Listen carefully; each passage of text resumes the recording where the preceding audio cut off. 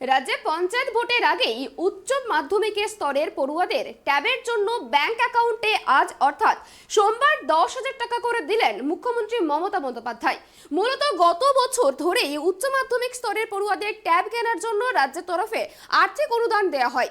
গত বছরও উচ্চ মাধ্যমিক স্তরের ছাত্রছাত্রীদের তা দেওয়া হয়েছিল, এবারও তার ব্যতিক্রম হলো না। পাশাপাশি প্রায় 10 লক্ষ পড়ুয়ার ব্যাংক অ্যাকাউন্টে এই টাকা পৌঁছে যাবে আজ সোমবার। আজ নেতাজি ইন্ডোর স্টেডিয়াম থেকেই তার ভার্চুয়াল উদ্বোধন করলেন মুখ্যমন্ত্রী মমতা বন্দ্যোপাধ্যায়। আমরা 1,25,00,000 মতো সাইকেল বিনা পয়সায় স্কুল ছাত্রছাত্রীদের দিয়েছি।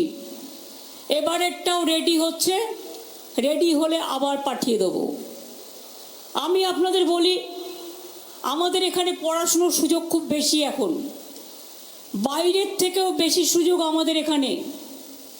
ইউক্রেনে আপনারা দেখলেন তো, ছেলে মেয়েগুলো পড়তে গেল, তারপর কি দশা হলো। কিন্তু আমাদের এখানে এখন র্যাঙ্কিংয়ের দিকে Jadavpur university, Kolkata university, Presidency university সব 1 নম্বর 2 নম্বরে আছে। এত ভালো ভালো সেন্ট জেভিয়ার্স, কত কলেজ করেছি আমরা। মনে রাখবেন, 1947 সাল থেকে 1911 সালের 6 মাস পর্যন্ত কলকাতায় বাংলায় মোট বিশ্ববিদ্যালয় ছিল মাত্র 12টা। আর আমরা ক্ষমতায় আসার পর থেকে, মামাটি মানুষের সরকার, 2011 থেকে 2022-এর মধ্যে আমরা 30টা বিশ্ববিদ্যালয় করেছি।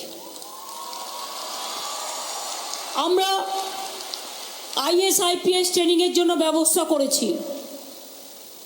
আমরা 14টা মেডিকেল কলেজ তৈরি করেছি।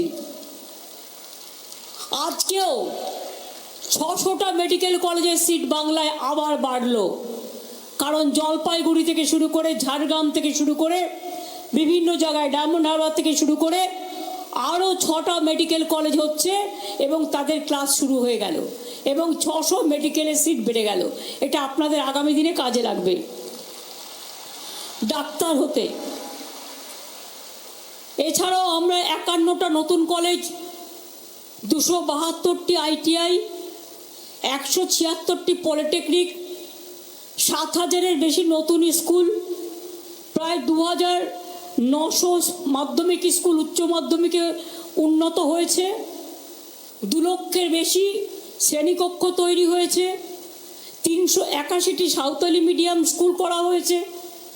এছাড়া 4,000-এর বেশি ইংরেজি, হিন্দি, উর্দু, নেপালি, উড়িয়া, তেলেগুর মতো অন্যান্য মিডিয়ামও চলছে।